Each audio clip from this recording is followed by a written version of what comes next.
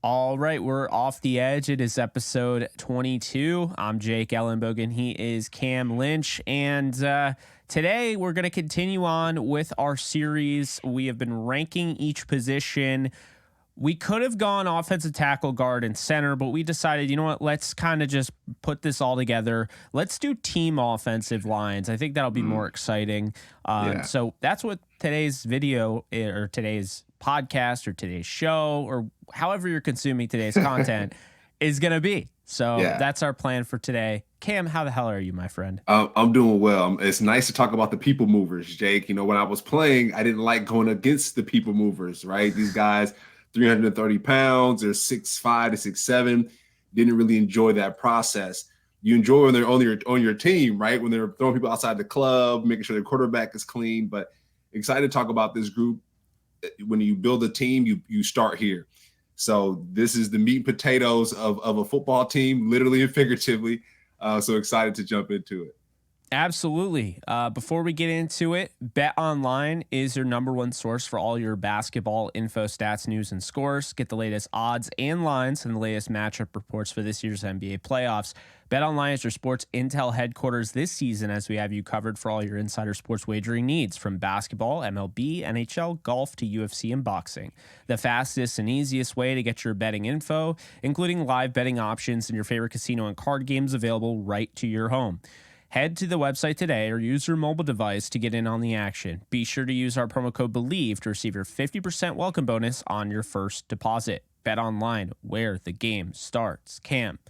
All right, we are going to dive right into the honorable mention section of our show. I think this is one that might honestly be a fan favorite. I feel like I get the most dialogue about the ones that are in the honorable mentions, and you didn't name this guy. Well, check out that honorable mention section. I assure you we probably did. So for the offensive lines, since we're doing team offensive lines, first honorable mention I have to throw out there is the 49ers, Cam. They're very, very good, well coached. They did lose, in my opinion, somebody that maybe Niners fans are really going to miss that much. But Mike McGlinchey, I think, is a solid player. And so, they do have to add to that, right? I think going into the year, they could be number 10. I kind of wrestled with them a little bit with them in the number 10 team. I see what you did there. I have them. I have the Vikings as well, Cam. The Vikings I'm going to get pushback on, because I think the Vikings, for a lot of people, are going to be in that top 10. And I understand why. Don't get me wrong. It's just so hard. I think we have a really good, healthy group of offensive lines that are going to turn some heads this year for people that follow the offensive lines like you and I do. So, I think at the end of the day, when you look at, the Vikings and Darisaw and how he's progressed and guys like Brian O'Neill, I think that this offensive line is very much in the running. During the year, do they end up in the top 10? I think it's very possible. It's really going to depend on the health.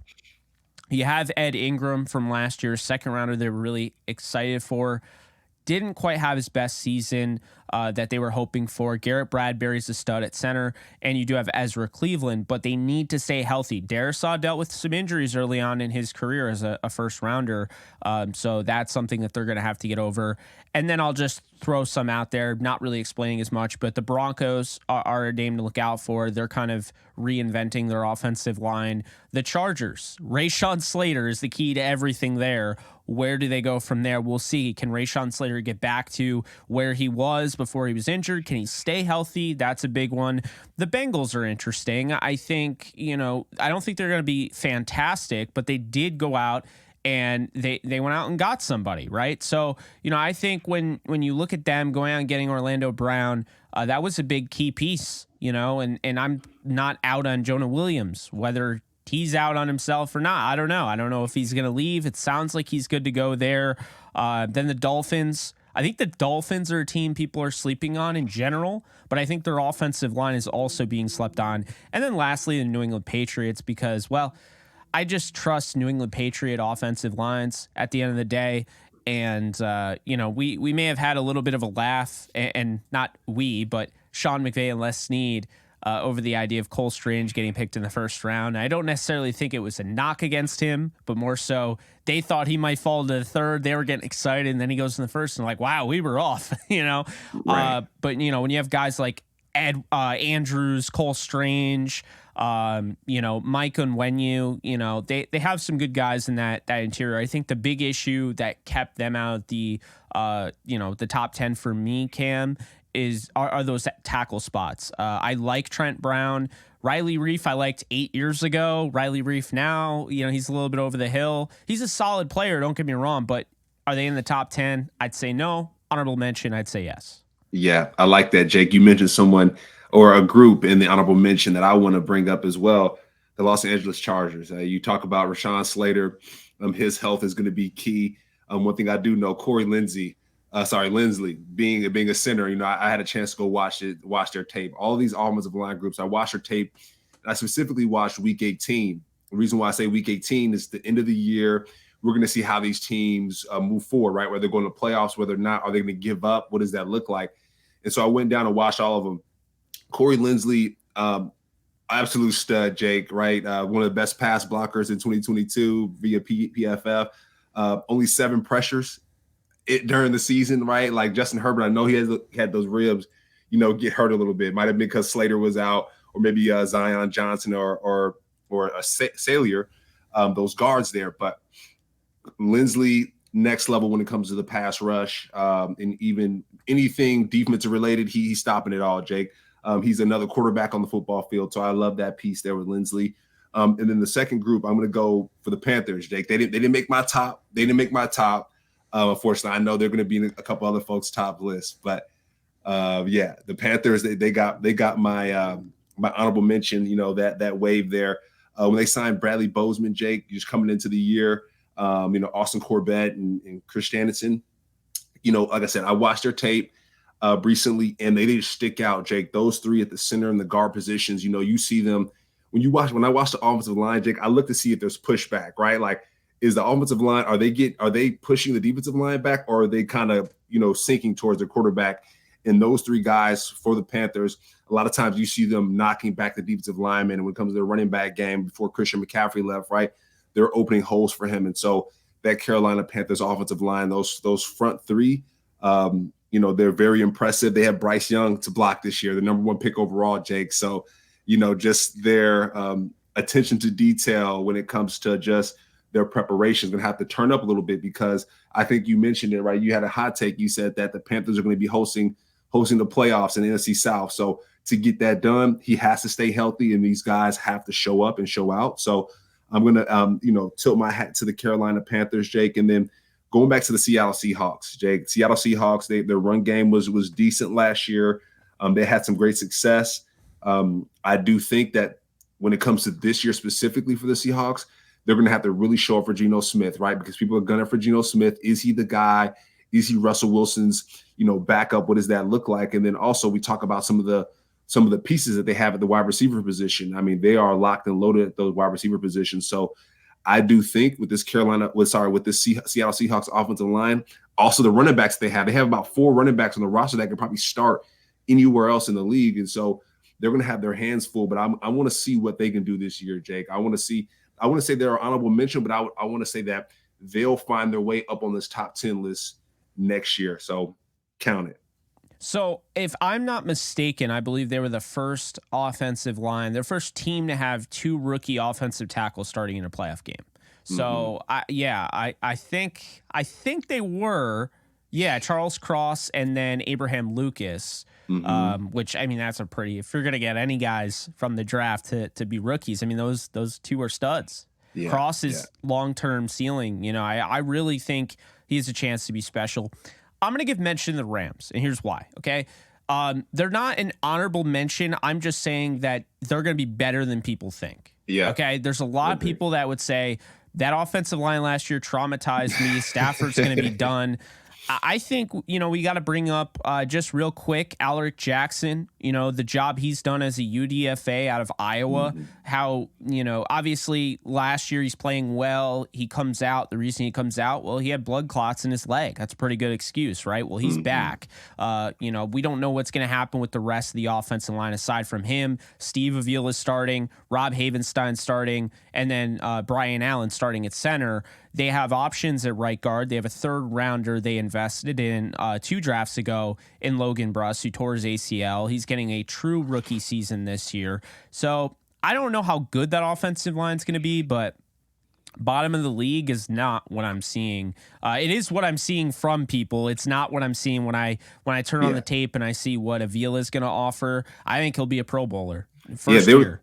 They were at the Super Bowl 2 years ago, Jake, right? Like this offensive line, it did change a little bit, but they still have some of those pieces there together. So let's not discount the offensive line for the Rams. I think they'll be the most improved from last year. I think that's maybe what you're getting to is, right? It's like they will be the most improved from last year to this year. They had so many injuries, and it was kind of ridiculous. So, it was this year, man. yeah, like it wasn't even funny. So this year, I do think, Jake, I agree with you. They'll be the most improved, and you'll probably find them in that top 10 or maybe even an honorable mentions list too. Exactly. And so since this is going into 2013, I'm going to kick it off with number 10, the Green Bay Packers. All right. I understand Rodgers is out, but Bakhtiari did not bail on the Packers. He's staying. Right. And I know there was some like, maybe he wants to follow Aaron Rodgers. The Jets could use a tackle. That's not how this works. He's under a contract. He can't just leave, Yeah. It's hard to force the team's hand to trade you. And so Bakhtiari is just a stud. When he's healthy, I mean, the offensive line, honestly, and I got to give a lot of credit to the Packers. It just seems like there's always injuries and they always just make it work. Yash Neiman last year. You got Zach Tom, who could play center. He could play guard. He could play tackle. Well, he's the right tackle coming in this year. John Runyon Jr., I thought, looked pretty solid. Josh Myers, the second-round pick out of Ohio State. And then Elton Jenkins, who is just one of my favorite offensive linemen in all of football. The guy is just Mr. Football, as you've said before. He can play every position, and he can do it well. And I've loved him since he came out of college. So they're number 10 for me, Cam. What are your thoughts on that before I move on to number 9? Yeah, the Packers, I mean, you mentioned David Bakhtiari, right? Like he's number 3 highest paid offensive lineman in the league. So the Packers won't go too far away from that, when it comes to him.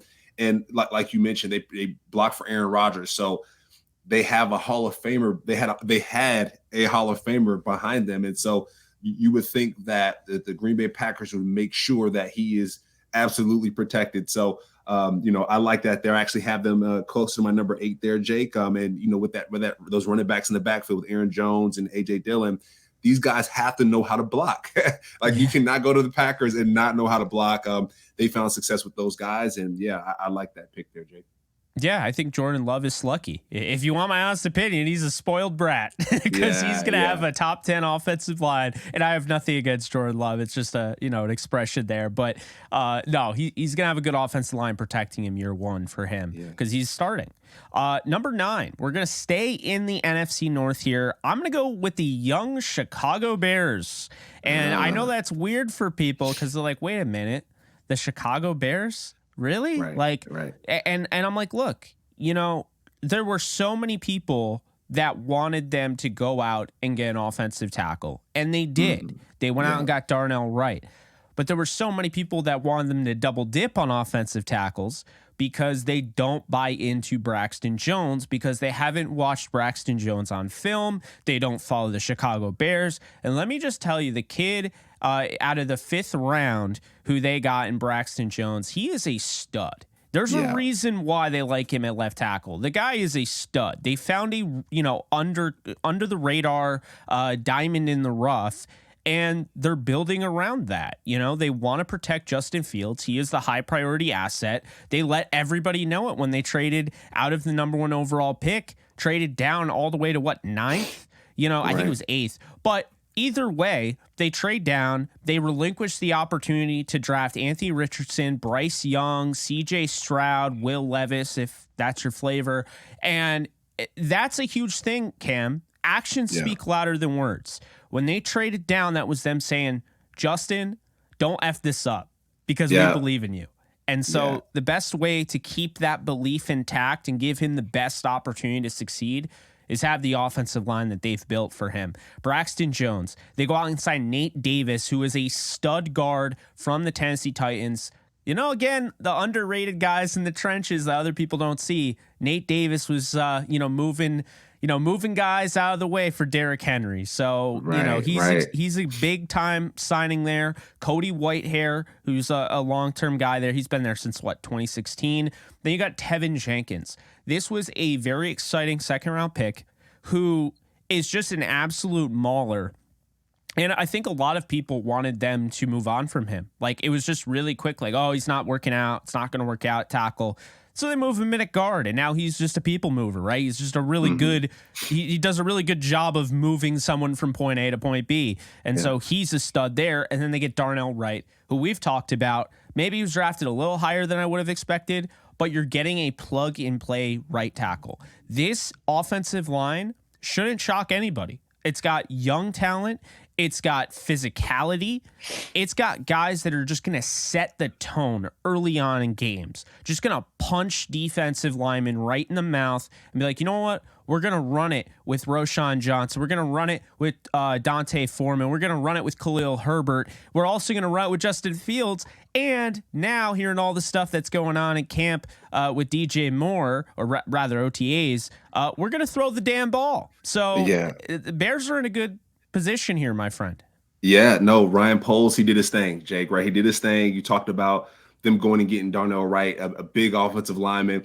That's a big boy. That's a big boy. We speak about the draft. That goes to show who they're doubling down on. And so Justin Fields, like you mentioned, he's that guy. He's really dangerous with his legs, but he can now find more time in the pocket, Jake, with this Bears offensive line.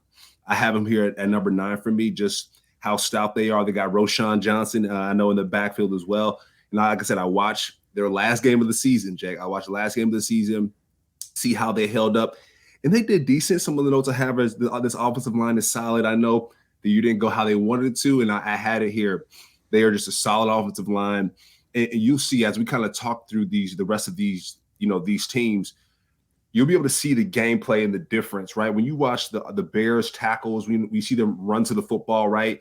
When you see a guy run down the field, run to the football, the Bears tackles and offensive linemen, they kind of run to the football a little bit. They kind of give a little bit when it comes to the pass rush. So I would like to see them, become a little bit more stout. And I do think with Darnell Wright, pulling up to this football team, I think they're gonna sharpen their toolkit a little bit. We talk about the Packers, blocking for Hall of Famers.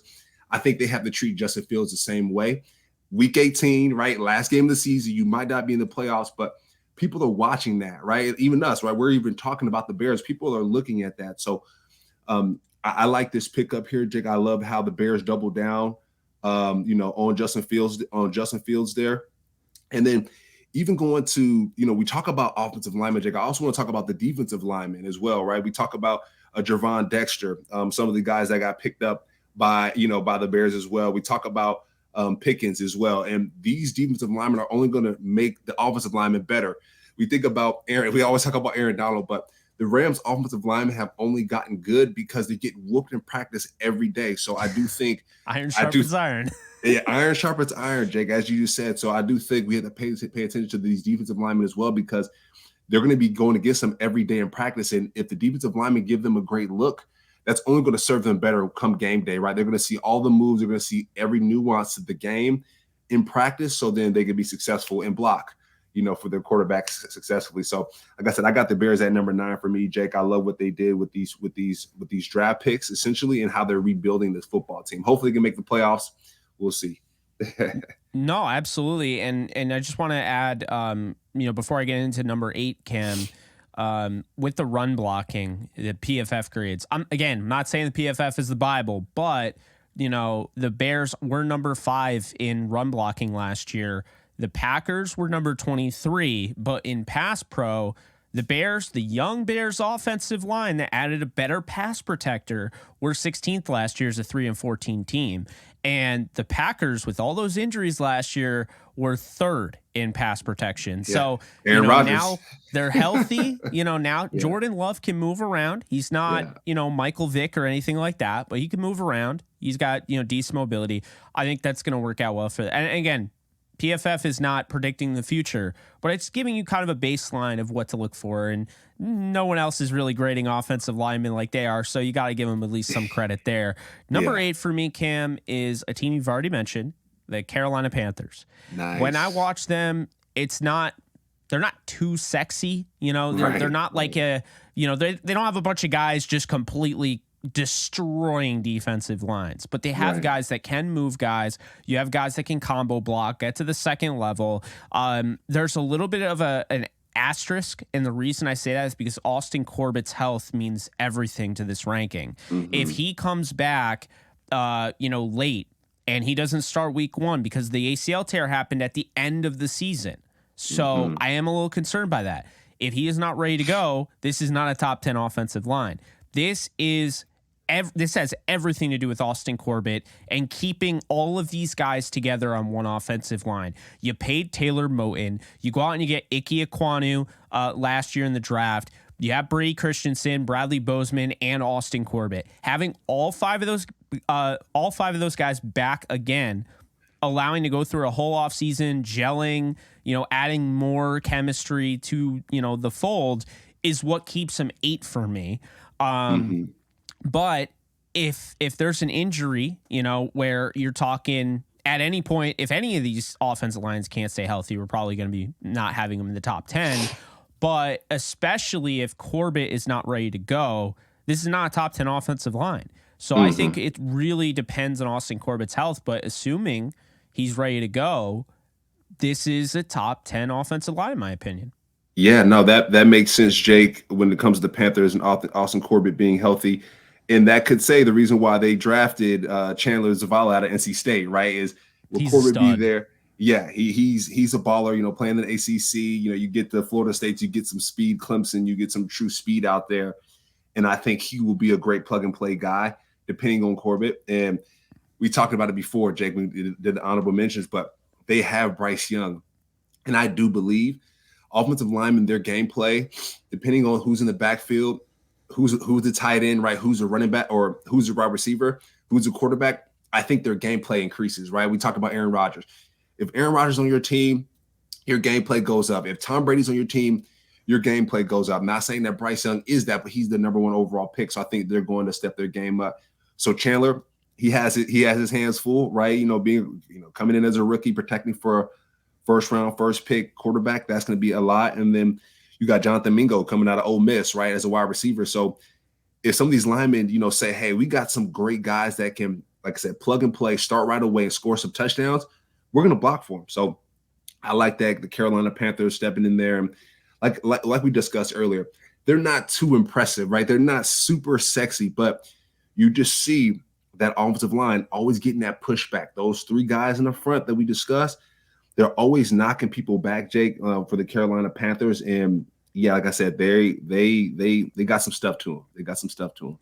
No, I absolutely agree with you, Cam. And I think, this next one, they wear one of the most iconic uniforms in the game, the Dallas Cowboys. Everybody always knows when you see that star, star. They might be a little overrated, to a degree, this offensive line because of that. I've seen them, in top 5s. I've seen them being talked about as potentially a top 3. I think they're 7. Okay. And that's not me hating, right? But I really like Tyron Smith. He's just a model of consistency year in and year out. That guy he goes to work and he just gets it done. Obviously honorable mention, the 49ers, they have the best tackle in the league in Trent Williams, who is another, model of consistency, but on another level, I would say. But, Smith, very good player. Then they have another Smith next to him, Tyler Smith, who was drafted to be tackle guard, however they want to make that work. It's good depth there because, he can kick over with that versatility. Then you have Tyler Biotish, who is an underrated center. You got Zach Martin, who's one of the best guards in the game. My only concern is Terrence Steele at right tackle. I thought this team would go out and be like, you know what, we need a tackle, and we're going to get a guy that can start day one. And they didn't do that, Cam. They stuck with Terrence Steele, who I think is, what did we say during the year, about the Rams offensive line? You're only as strong as your weakest link. That is what's keeping this offensive line, in my opinion, from being top 5, top 3. And maybe I'm just being a hater, but I have not been impressed with Terrence Steele on tape. I have not. I think he got better this past year, but that doesn't make me excited. Terrence Steele is a weak link on this offensive line, and you can't tell me that going out and getting a guy, like a Darnell Wright, not saying that was, they were in position necessarily to trade up and do that, but getting somebody like that, maybe you were talking about an Anton Harrison or, whoever. I feel like they really needed a tackle that they'd feel comfortable starting at right tackle. And I guess, they know more than we do because they're going to roll with Terrence Steele. But they also did go pick up Asim Richards, Jake, from North Carolina out of the draft in the 5th round. So they picked him up. That's true. They picked him up, and can he be plug and play? Like you said, we don't know. I don't think so. But stranger things have happened. Stranger things have happened. You never know. Like you just mentioned, the Rams offensive line. You're going to have people that need to come in, step in, and play ball at the end of the day. So that's all good. But one other thing, Jake, we talk about the Cowboys. I have him as number 7 as well. Luke Schoonmaker, right? Like coming out of Michigan, he's not an offensive lineman, but he's going to add to that, right? You have your tackles. You just mentioned having some struggles. Well, Luke's is gonna support with that. He's gonna help with some chips. He's gonna help with kind of double teaming some of these defensive ends that are probably whooping ass all the time. And then we speak about too just how the defensive players make the offensive players better. But you got DeMarvion Overshown and you got Villami Feheko from San Jose State. So the Cowboys have some people to really sharpen the toolkit for the Cowboys. And Jake, like I said, I went back and watched the tape for the Cowboys. And they look good. I know they're overrated. When I was playing, like they had probably a full line of all-pro, offensive linemen when Ezekiel Elliott was humming. But at the end of the day, Ezekiel Elliott's not there anymore. Pollard's the guy. They're going to have to change their game up a little bit, right? Jake Pollard, his style is a little bit different. They blocked for him before, but if he's going to be carrying the ball most of the time with Deuce Vaughn, they're going to have to change things up a bit, right? They might not be more of a power team. They might have to be more outside zone and more, more scat plays for some of these faster running backs. Deuce Vaughn, he's 5'5", Jake. I don't really see him running between, the center and the guard, but maybe, the tackle and, finding different movements for some of these guys. But like we said, Asim Richards, coming out of North Carolina for the Cowboys, that's a great move by them. I know the Cowboys were 8th in rushing last year, right? So that goes to show that they're still pretty damn decent. 14th in passing. So, Dak Prescott, throwing some interceptions, getting hit a little bit. So that's a little tough. But like I said in my notes here, it's a strong O-line, Jake. Ever since I've been playing, the Cowboys have been super strong. So we'll see what they do this year. And they do have a returning starting 5, which I have a little bit of a thing for. I always like the idea of returning a whole, because that unit, you don't want the paper chain. You want it all made of metal. As soon as you start replacing the metal and you have a paper, well, now all of a sudden it's going to go to one side, it's going to sell out. So, I had them at 7. You had them at 7. You had, at 8, you had who'd you have at 8? So at number 8, I had the Packers, actually. I had the Packers. I think you had them at number 10. So I jumped up and shared about them as well. Okay. And then number 9 and 10? So 9, I had the Bears at number 9. I think you had them at number 9 as well. And then number 10 was the 49ers, honorable mention, the 49ers. I really like them. They have the number 2 highest paid tackle in the league with Trent Williams. You talked about him being, just next level. These guys are Hall of Fame athletes. So, I think when it comes to the 49ers, Jake, I know we give them a lot of heat because they play against the Rams all the time, but they have a great offensive line. They need people to block for Brock Purdy, right? For some of their elite athletes, Christian McCaffrey, and they found success, Jake. They found themselves in the Super Bowl or at least in the playoffs in the past few years, and that's not for any reason. That's because their offensive line is daggone good. And like I said, Trent, having the number 2 highest paid offensive tackle on your team, I think that goes to show that, hey, you value your squad. So I got the 49ers as my number 10. And, just going back to their draft when it comes to some of the players that they picked, they picked Latu, Cameron Latu coming out of Alabama. So to support Kittle and some of his movements there and Braden Willis. So they didn't necessarily build up the tight end room, but they're kind of figuring out, hey, these skill positions, how are we going to operate with them and how are we going to move things around. But the 49ers, they were my number 10 team, Jake, so far. Yeah, I think really just losing McGlinchey, I think is going to be a little bit of a stinger. So I had them at 11, essentially, right outside. But I just want to make sure we covered yours as well, because we're really diving into this and having a good time doing it. But I don't want us to miss your top 10. Number 6, I had the Chiefs. I understand there are a lot of people that are very excited about the Chiefs offensive line. Totally get it. I think last year, in pass pro, they were 6th in the league, and then they were 6th in rushing, run blocking, if you will. My biggest concern about the Chiefs, it's a Terrence Steele thing all over again. All right. So you got Jawan Taylor. Loved Jawan Taylor coming out of the draft. Loved him in free agency this year. Trey Smith is a stud. They found him in the draft. They found Creed Humphrey. Joe Tooney was a big market signing. Donovan Smith scares the hell out of me, man. I mean, I understand. I believe you played with him because he's been there forever, and now he's no longer with the Bucs, which is kind of weird, man. He had played for years there. But I got some thoughts. Yeah, and I'm really curious to hear what you have to say in regards to that. I will say, if Wanya Morris is starting week 1, I will not be shocked, because I thought that was a really good pick. And I just think Donovan Smith was what we call a reactionary move, a panic move, if you will, just giving a guy that, I mean, he was a good player when he was in his prime, but giving a guy like that, I mean, look, I understand he's not super old. Okay. Like I don't even think he's 30 yet, but his body's like, he's like 36, 37. I mean, he's really having a hard time staying healthy, and you can see dips in his production over the last few years, in my opinion. So if he works out, great. The Chiefs are going to be a top 5 offensive line, and there's not going to be any question about it.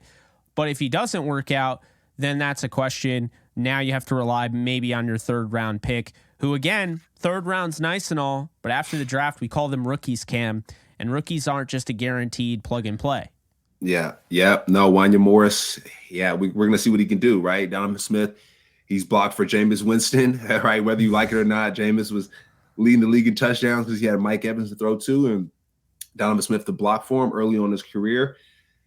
And Jake, as time progresses, it's hot in Tampa, man. Like, hey, that heat wears that body down. It's kind of like, rubber on your tires, where that heat will wear you down. The more games you play, the more reps you take. And he's playing tackle, which is one of the toughest positions. After seeing Jameis Winston, then he goes and sees Tom Brady, right, and carries him to a Super Bowl. So the man is he's seasoned. He's seasoned really well, Jake. One thing though, with Donovan Smith, like I said, I played with him at the Buccaneers, and one thing my partner always says, when she watches the film, she's like, "Why is Donovan always getting beat?" Right? Like, you always see something where it's either Donovan getting beat, or there's a flag, or there's some play where it's like, "Dang, Donovan, like, you shouldn't have did that, my guy." Where there's some mental errors I think that he has, and that's my big thing for him, is just the mental errors, where he can be super consistent, but there will be a couple plays in there where he just like there's a flag that's called 15-yard penalty, and you're like in the red zone. It's like, bro,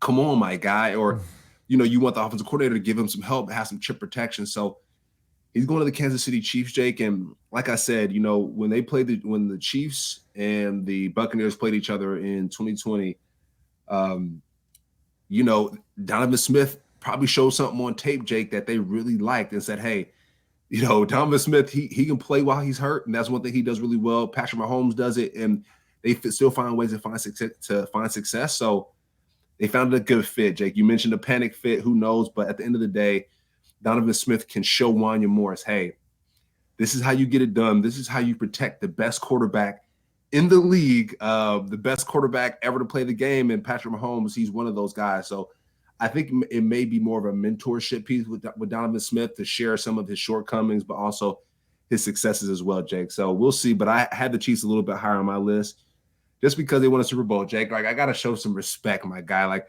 I know they Where'd you got him, Cam? I got him at number 3, Jake, on my list. Okay. I got him at number 3. I got someone else at number 2 because they're studs, but I got the Chiefs at number 3 just because they made it to the Super Bowl. I think that Chiefs offensive line, they got better from 2 years ago. Like we talked about the Thuney edition. They talked about some of these other pieces that they added, and I think they've gotten better since losing that Super Bowl in 2020, and they found success in 2022, Jake. So they figured something out, right? They might not have been the best statistically, but they found the way to the championship again. So I got to put them in number 3. And who did you have at number 6? So yeah, jumping back down to number 6, Jake. Got my guys that I play for the Buccaneers, so never say the Falcons are my guys, right? But I got the Falcons in number 6, but they did pick up my guy Matthew Bergeron coming from Syracuse. So that's what I meant to say. The Falcons, I got them at number 6. They had Bijan Robinson back there, Jake. So like we talked about it before. When you have elite people coming to your football team, that means your gameplay bumps up, right? You got Desmond Ridder. Then you also have Taylor Heineke. Taylor Heineke is from Atlanta, so he's going to be putting extra pressure on these guys. Like, hey, I'm going to step in this football game, and I want to win this position. This is my hometown. I almost won the state championship out here, but too bad. Cam Lynch and Brookwood, we ruined that for him. But this is my hometown. I need you to block for me. My family's going to be in the stands. I need you to block for me. I do think the Falcons, they have two top 10, all paid offensive linemen in the league with Jake Matthews. Who else is it? Jake Matthews and Chris Lindstrom. So they got a stout offensive line, Jake, and I do think they're going to only crank their game up. So can we see them in the top 5, next year with Matthew added there and Bijan in the backfield? We'll see, but I got the Falcons at number 6. I got them at 4. Okay. Just sticking with them real quick. Jake Matthews, football bloodline, guy's been a model of consistency at left tackle for years. He's the offensive tackle of the Rams should draft inside Greg Robinson. But no big deal. Yeah, no big deal. Matthew Bergeron, though, we talked about it. You were really excited about Matthew Bergeron. I personally saw the fit more as a guard because I think he can come away. He's playing like I said, he's playing a little karaoke, with his legs and everything. He's a big guy. He's got a lot of potential. But if he wants to play right away, guard was his spot. So when the Falcons got him, I was a little curious because I was like, they got Caleb McGarry. He's a former first-round pick. They traded up to get at 31. They traded with the Rams, Taylor Rapp move. Jake Matthews, former first-round. So I'm like, where's he going to go? And sure enough, he's going to play guard, and I think it's going to work out well for him. He could take over time, from a Jake Matthews, or if Caleb McGarry, ever ends up leaving or whatever, they have him. Drew Dahlman, no nonsense, nothing sexy there, just a really consistent plug-and-play center. And then, a guy that I really liked and I loved coming out of the draft, and Chris Lindstrom. So, yeah, I had him at 4. And Cam, I think, it's weird because I'm like, you just had 1,000-yard rusher in your 5th round running back, in Algier. You got Cordell I can't even say his name, Cordell Patterson, and now you have Bijan Robinson. It's like, could we see 2,000-yard rushers in this offense? Run the damn ball. That's what they're gonna do is run the damn ball. Yeah, no, I really like their offensive line. And I think anybody who, followed them last year, they're a top 10 offensive line according to PFF, 8th in pass pro, number 1, my guy, in run blocking. So I think they're going to get better because now they get a whole other season. They have that season under their belt. All 4 of those guys. Now they add Bergeron, so they're getting stronger there. There might be some bumps in the road with Bergeron as a rookie, but I think he has a very good chance of kicking in right at guard and just being a people mover and a guy that can just be a nasty dude in the trenches. And that is quite scary, my friend. When you're talking about already the best run blocking team in the league, adding more, arguably upgrading, if they stay healthy, who knows? Maybe we do see 2,000-yard rushers on the same team. That would be quite a treat. And do we see them battling the Panthers, right? And for the NFC South, like the Ravens, for the Falcons, we'll see. That defense is gonna have to get the offense the football back, and the offense gonna have to score some touchdowns. But I like it. I like that matchup. Yeah, and you mentioned the Ravens. Speaking of the Ravens, I might have them a little too low here. They were second in pass blocking last year and second in run blocking according to PFF, only behind our Falcons that we just talked about. Number 5, I have the Ravens. Me too. I let the great minds think alike. We did a lot of that, same. So here's the thing with the Ravens. Ronnie Stanley, stud. Biggest issue with him, injuries. They've plagued his whole career. I mean, the guy is awesome when he's on the field. Can he stay healthy? Well, the hope is that he can, because when he does, he does a nice job, right? Ben Cleveland. Okay, this guy is not your normal guard. He's massive. Ben Cleveland, I believe, was like 370 when they drafted him. I mean, he's just a big dude. So, you got Ben Cleveland, you got Tyler Linderbaum, first round pick, center, plug and play. I don't mean that in a way like he's just good, because he's great.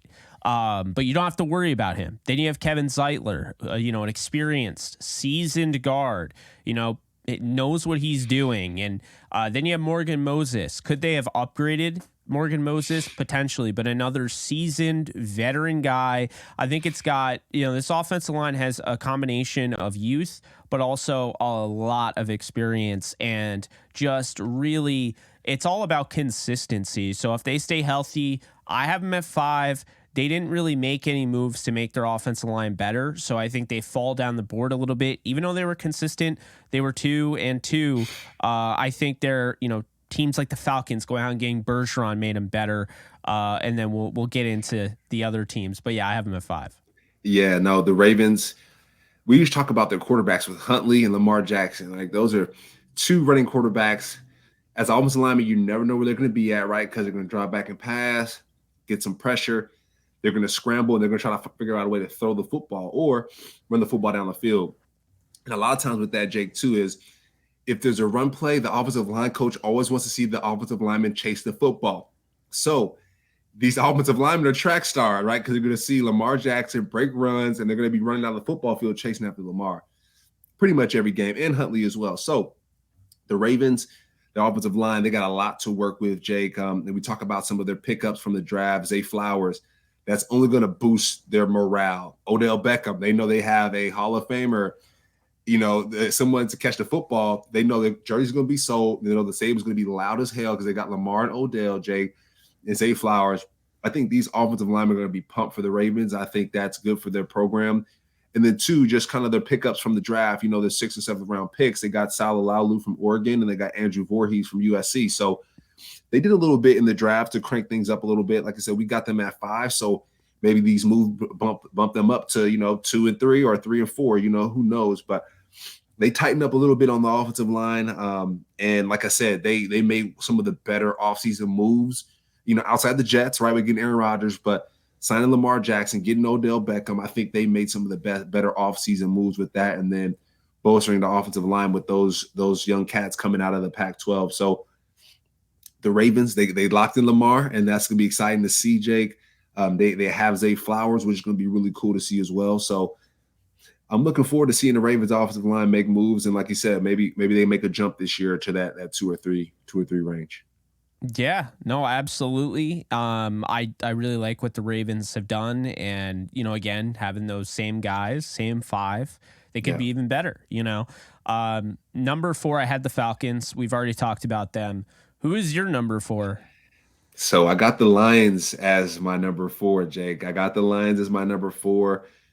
And like you mentioned, if you don't watch football, you wouldn't have thought that they are where they are. But go back to that game 18, Jake, where they played the Packers. They were giving the Packers that work, Jake. They were giving the Packers that work. When you just talk about Frank Ragnow, right? PFF, one of the top 5 centers in the league. No quarterback hits allowed, so Jared Goff was sitting pretty. And I think too, we talk about Jared Goff and how he stepped his game up towards the end of the year without throwing interceptions and really cranking things up a little bit. And then you got Penei Sewell locking down that left side, Jake, and then Taylor Decker as well. A lot of these guys, didn't allow many sacks. Decker only allowed 4 sacks last year, so that's excellent. And then, we just talk about some of their pickups from the draft as well, Jake. You got on the tight end spot Sam Laporta. So we just mentioned how how guys will get more excited because you got people who can score touchdowns. They got Jahmyr Gibbs a block for. So that's only going to crank their level up even more. And then even, sometimes when you have these starters as offensive linemen, sometimes they run with the second string quarterback or third string quarterback. So you got Hendon Hooker stepping in and leading the front, right? A young guy coming out of college. And, these guys get excited because you get some fresh blood in there. And I think that's really important. And then Kobe Sordsall, right, coming as an offensive tackle. It's cool to see. We're talking about these top 5 offensive lines, and it's cool to see in the draft that they're being supported, Jake. They know that they have a great offensive line, and like, hey, let's make sure we draft 1 or 2 guys just in case our excellence, drops a little bit because someone gets hurt. Let's make sure we can plug someone in. And so I think that's a great tip of the cap to anyone who gets drafted to a team with these top 5 offensive lines. So, I do think the Lions are going to step their game up this year. They did great last year with their running game, Jake. It's the name is slipping my mind. Our guy that went to the Saints, Jake, who broke the record for Sanders, Jamal Williams. Jamal Williams, they blocked for Jamal, and Jamal broke the record. And not only does Jamal get that record, but the offensive line gets that record. And I think that's like I said, another tip to the cap, right? You made someone who quote unquote was like a laughing stock, right? He's very funny in the media and he's very fun and go lucky, but when he steps on that football field, he's super serious and he got that offensive line motivated. So the Lions get my pick there. So I actually, I had the Lions at 2. So, and I know you have the Chiefs at 3. I'll give a quick synopsis as why I have the Lions at 2. Last year was not the best year. There were a lot of ups and downs, but they didn't give up a lot of sacks. And I think that's a big thing there. I thought Penei Sewell really took a step forward, as a young offensive tackle. Frank Ragnow's one of the best centers in the league. Taylor Decker, I think he's a consistent guy. He gave up 4 sacks last year, but I think he's better than that. And then, I'm really excited about Jonah Jackson, but I also think it's going to be great to have Halapuli Vaitai, Vadi Vaitai, or however you say his name, back. I think having him at guard, I think is going to help. He wants to stay. That's a big thing for him. He doesn't want to leave this opportunity. So I had them at 2. And then I guess I'll just read off my 3 and my 1, and then you'll read off your 2 and your 1. Okay. Number 3 is the Cleveland Browns. Look, Me too. I think Jedrick Wills. Oh, you have him at 3? Yeah. Okay, cool. So sorry, my number 2. They're my number 2. Oh, gotcha. Yeah, I have him. So I have him at 3. I think when you have Wills, Bitonio, Pochick, Teller, and Conklin, I mean, that's one of the best offensive lines in all of football. Pochick isn't the most perfect center, but, and Wills did struggle a little bit last year, but I think like Bitonio and Teller are maybe the 2 best guards in football. It's kind of crazy that they have, Wyatt Teller's a 5th round pick that the Bills basically just got rid of. So, his rookie year, I believe, because I watched him at the Senior Bowl and I was like, they just got rid of him, Jack Conklin, big free agent signing a couple of years ago from the Titans. This is a fantastic offensive line. If Deshaun Watson can't make it work behind this, then I don't know if he can make it work anywhere. Yeah. Now, Cleveland Browns, super impressive, Jake. And they did well in the draft with DeWanda Jones, got him in the 4th round at tackle. And then Luke Weipler coming out of Ohio State as well, right? 6th round. And I think they're getting better. We have them at number 2, and they're getting even better. We talk about the Chubb in the backfield, having that running game. These guys are more motivated. So I think that's impressive. Then you got DTR coming in, right? And Isaiah McGuire on the defensive side, get these guys better in practice. So the Cleveland Browns are only going to get better. Do they take the number 1 spot, Jake? We don't know. I got the Eagles as my number 1 since they didn't win the Super Bowl, but they crushed it. They're a super sound when it comes to blocking. They got Lane Johnson. I know he's getting a little bit older. He has a couple hip flexor issues, but the Eagles are super stout. The Browns are super stout, and I got the Chiefs at number 3 for me. Yeah, I think, any argument, anything that's, offensive line induced or whatever has to start with the Eagles. Jordan Mailata he was like an international guy, I think. It's crazy, like a rugby player. I forget his story, but He's worked his way to becoming the guy. He is the left tackle of this team. Landon Dickerson had injuries, caused him to fall in the draft. He's worked his way in the starting lineup coming in this year. Jason Kelsey is Jason Kelsey, you know. Then you have Lane Johnson, who's the best right tackle in football and has been for maybe the last decade, and Cam Jurgens, who is another draft pick who they really like. The Eagles have done a bang-up job to make it to the point where, you know, you lose a guy like Isaac Sumalo, and you don't have to worry. You know, he's a good player. He's going to succeed over in Pittsburgh, no doubt about it, but they had a plan of attack. You know, they went out and they got Cam Jurgens. They went out and got Landon Dickerson in the draft. And, you know, you get rewarded by sticking with a guy like Jordan Mailata, who you're like, you know what? Other teams might not be able to develop this guy, get the most out of him. We will. And so now we don't have to worry about a left tackle. Jordan Mailata is a top 10 left tackle in football. And if you guys aren't aware of him, go and watch his tape. It's fun. He's got this crazy kick slide. Just a lot of fun to watch. I remember I first found him. It was through, I want to say, Baldinger. He did a little video on him, and he came up on my feed. You know, his first year in preseason, he's like, look out for this Mailata kid. So shout out to Baldinger because he knew. Nice. Yeah, Mailata's a big boy. That's a big boy. But Jake, I know we're coming up on time here. I don't know if we want to jump into the birthday shout outs. Yeah. So that's going to do it for our top 10. Let us know in the comments section if you agree, disagree, or I don't know, just let us know. But the last thing here, a special happy birthday to former Ram, Bill, Seattle Seahawk, and Denver Bronco, Lawrence McCutcheon. He turned 73 today, 5-time Pro Bowl running back, spent 8 years with the LA Rams. Big shout out to him, Lawrence McCutcheon. Happy birthday, my guy. Yeah, happy birthday, Lawrence, my man. So that's going to do it. Appreciate you guys tuning in. Be sure to like, subscribe, comment, rate, review. You can follow me at JK Bogan. You can follow him at Cameron Lynch 50, and you can follow the show at Off the Edge Show on Twitter. That's going to do it for us. You guys take care. We'll see you guys soon.